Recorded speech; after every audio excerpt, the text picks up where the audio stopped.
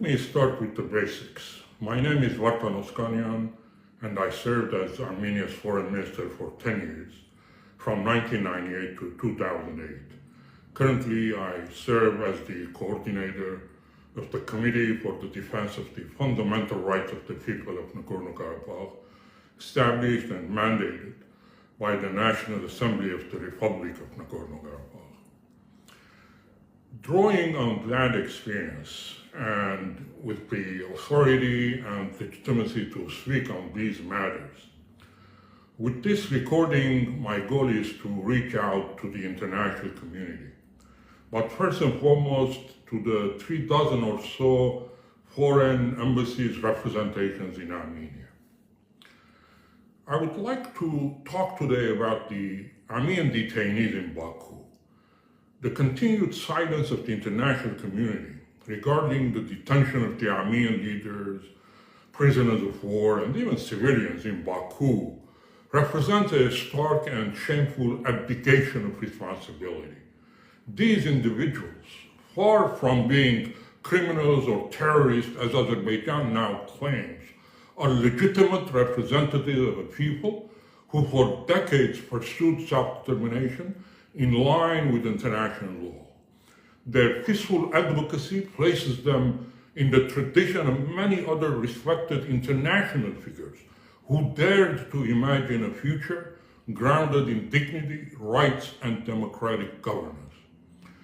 That these leaders are now subjected to politically motivated show trials is not only an affront to justice, but a direct challenge to the credibility of the very international system that once engaged them in negotiation. For years, world powers, including the United States, France, and Russia, under the auspices of the OSCE Minsk Group, recognized the legitimacy of dialogue with Nagorno-Karabakh leadership. To now ignore their detention is to retroactively invalidate those decades of diplomacy and legitimize Azerbaijan's attempt to criminalize a cause once embraced as a subject of international mediation.